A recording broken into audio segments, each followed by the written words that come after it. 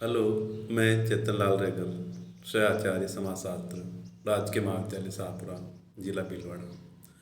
मैं आज आपको बीए पाठ प्रथम प्रथम प्रश्न पत्र समाजशास्त्र के अंतर्गत सामाजिक गतिशीलता के स्रोत के बारे में चर्चा करेंगे। सामाजिक गतिशीलता की कंसेप्ट या उसके प्रकार के बारे में हमने पहले के वीडियो में चर्चा की थी। आज हम जो वर्टिकल सामाजिक गतिशीलता है उसके कौन कौन से चैनल हैं उस चैनल के बारे में चर्चा करेंगे। तो समाजशास्त्री सोरकिन ने सामाजिक, आर्थिक एवं राजनीतिक क्षेत्र में जो वर्टिकल सामाजिक गतिशीलता है के कुछ चैनल्स का उल्लेख किया है, जिसमें सबसे पहला चैनल है अर्थात स्रोत है वह है आर्मी अर्थात सेना। सैनिक शासन, गृह युद्ध, अंतर्राष्ट्रीय युद्ध आदि के समय सेना सामाजिक गतिशीलता को बढ़ावा देती है। युद्ध में साहस, शौर्य, विकास, वीरता दिखाने वाले सैनिकों एवं अधिकारी को शीघ्र पदोन्नतियां प्रदान की जाती है।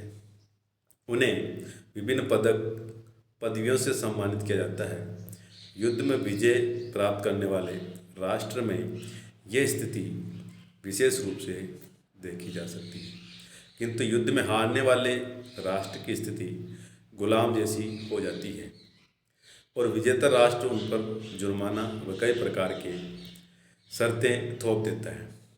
तो सैनिक शासन में सेना के अधिकारी को अपनी स्थिति को ऊंचा उठाने का अवसर इसमें मिलता है।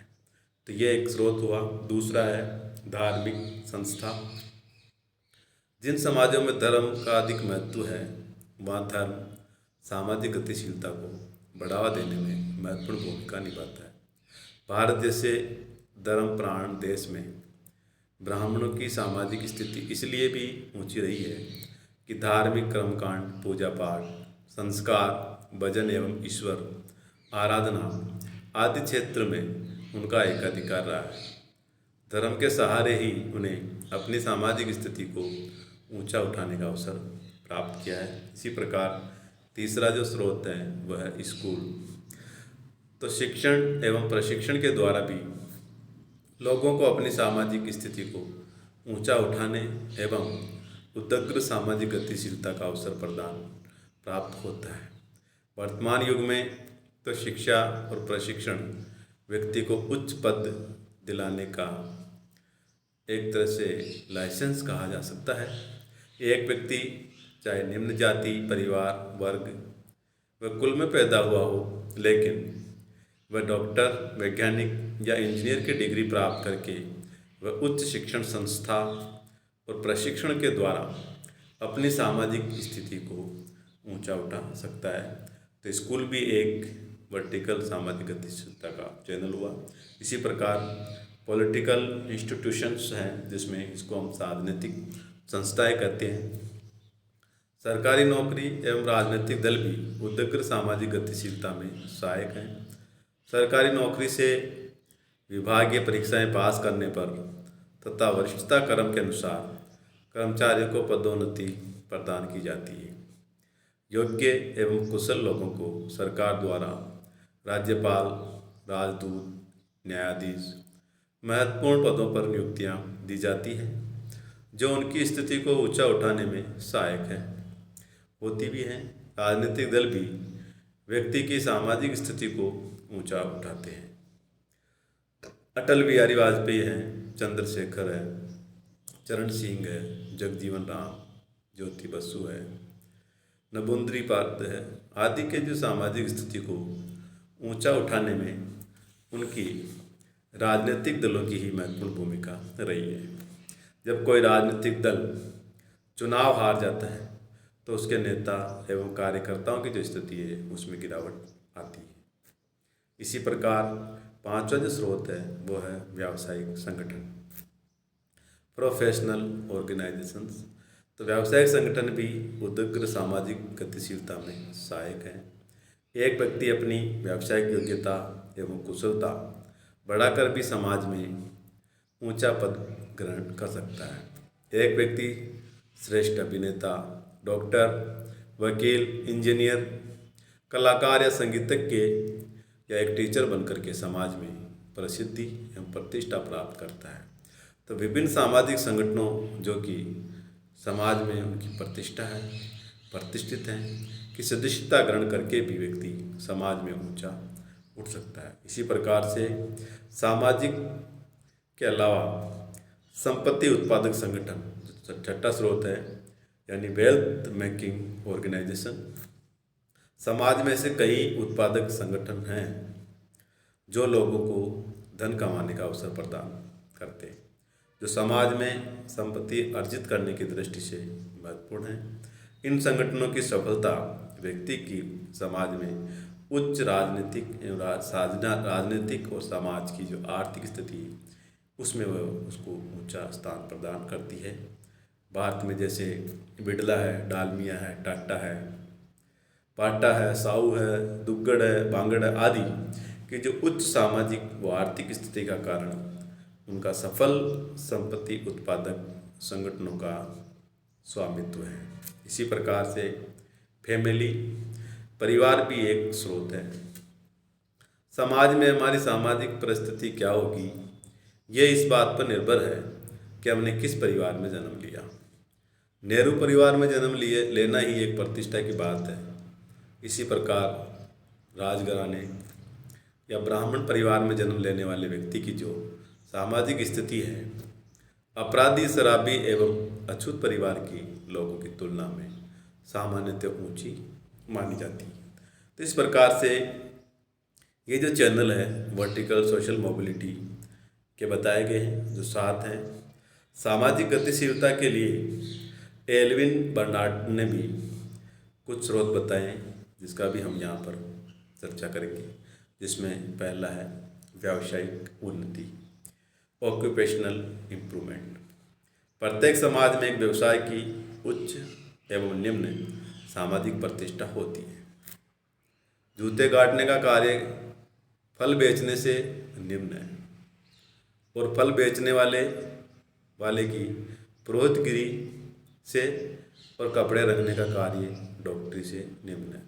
तो एक व्यक्ति उच्च सामाजिक परिस्थिति वाले व्यवसाय को अपना करके अपनी सामाजिक स्थिति को ऊंचा उठा सकता है, किंतु ऐसे अवसर भी बंद समाजों की अपेक्षा खुले समाजों में ही अधिक होते हैं। इसी प्रकार इकोनॉमिक सक्सेस अर्थात आर्थिक सफलता को भी एक स्रोत माना है।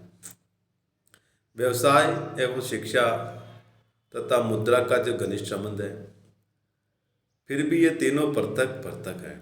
एक व्यक्ति प्रचुर मात्रा में धन अर्जित करके उदग्र सामाजिक गतिशीलता प्राप्त कर सकता है। समाज में धन का महत्व है, हम ये सभी ये बात जानते हैं। इसी प्रकार नंबर 3 शैक्षणिक उपलब्धि अर्थात एजुकेशनल अचीवमेंट। आज शिक्षा उदग्र सामाजिक गतिशीलता की कुंजी बन गई है। उच्च एवं तकनीक शिक्षा प्राप्त लोगों के व्यवसाय एवं सामाजिक तौर से ऊंचा उठाने के अच्छे अवसर होते हैं।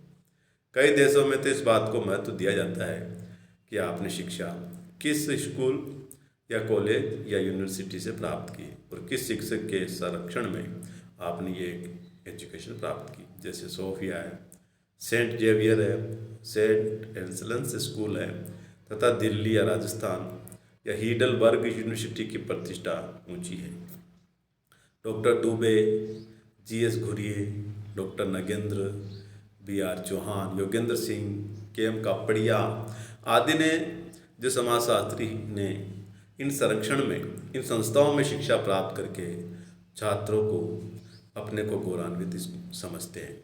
इसी प्रकार शक्ति पर नियंत्रण कंट्रोल ऑफ पावर। समाज एवं राजनीतिक क्षेत्र में अधिक शक्ति एवं अधिकारों को प्राप्त करने पर भी उदग्र सामाजिक गतिशीलता बढ़ती है।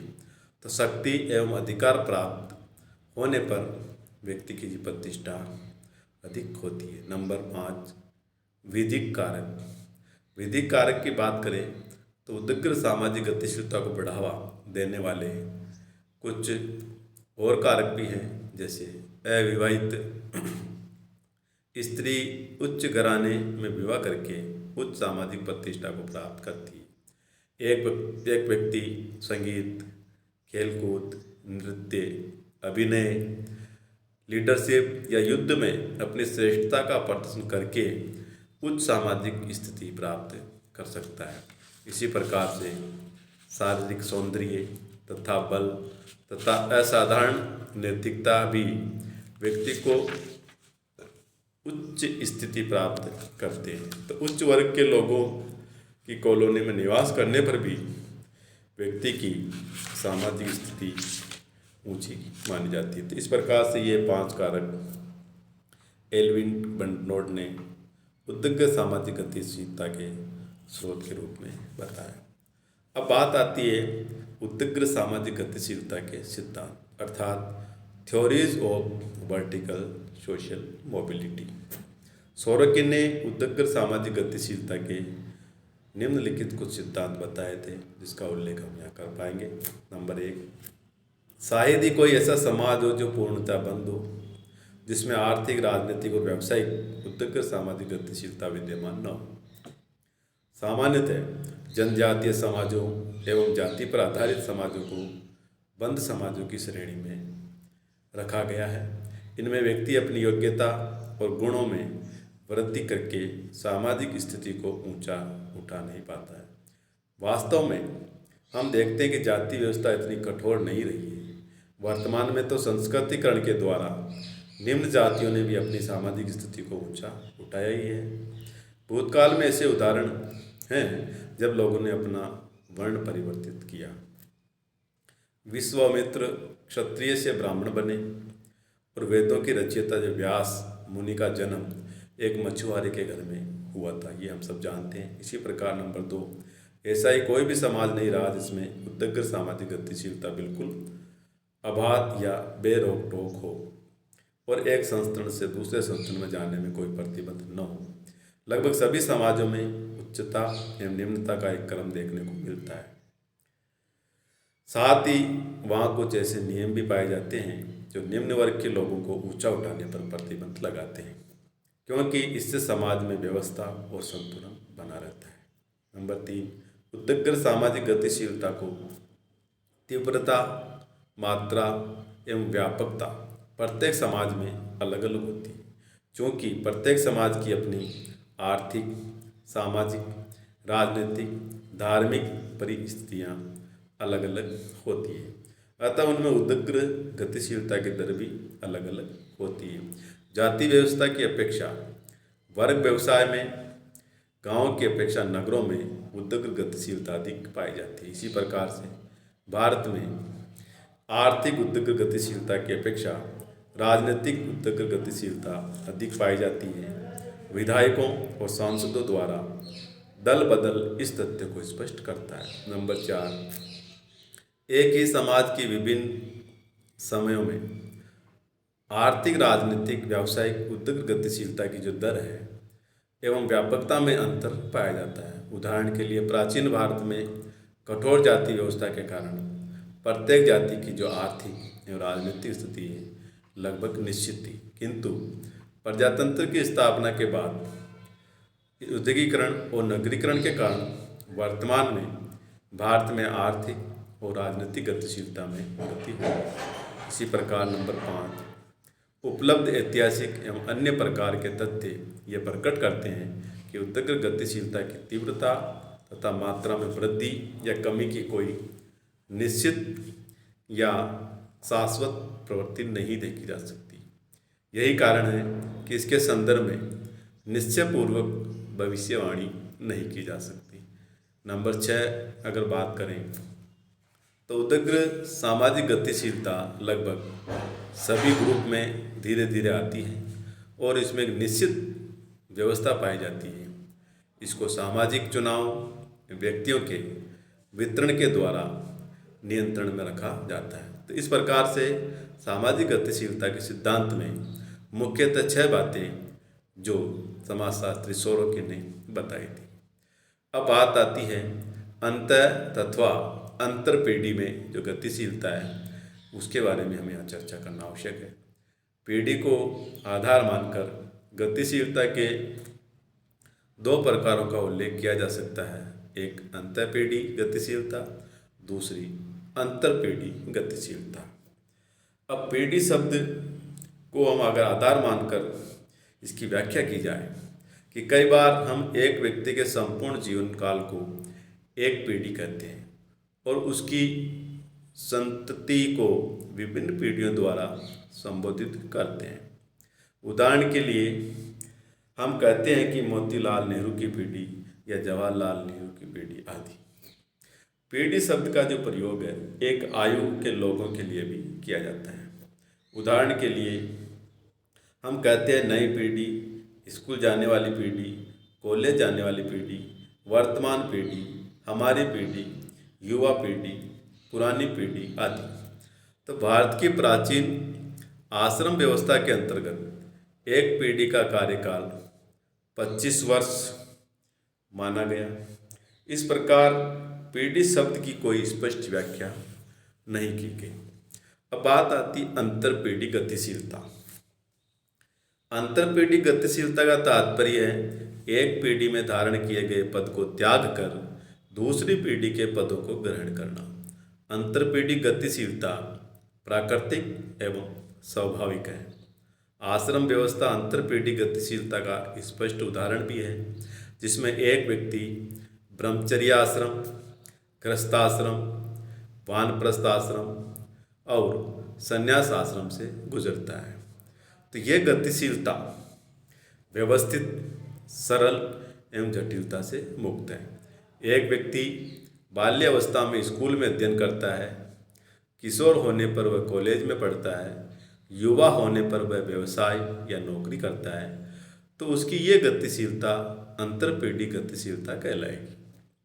विवाह करके भी व्यक्ति पति व पिता का तथा स्त्री द्वारा पत्नी व माँ का पद ग्रहण करना भी अंतरपीढ़ी गतिशीलता ही कहलाती है। इसी प्रकार अंतरपीढ़ी गतिशीलता, यदि एक व्यक्ति एक पीढ़ी में एक ही पद को त्याग कर दूसरा पद ग्रहण करता है तो उसे हम अंतरपीढ़ी गतिशीलता कहेंगे।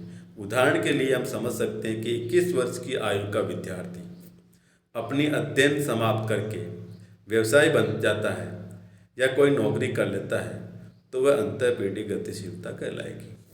इसी प्रकार से एक पीढ़ी द्वारा चुनाव जीतकर विधायक और उसके बाद मुख्यमंत्री बनना भी अंतरपीढ़ी गतिशीलता कहलाएगी।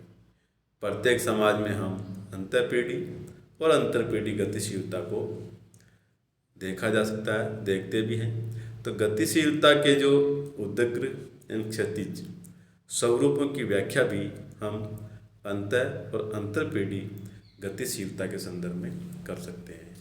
थैंक यू, धन्यवाद।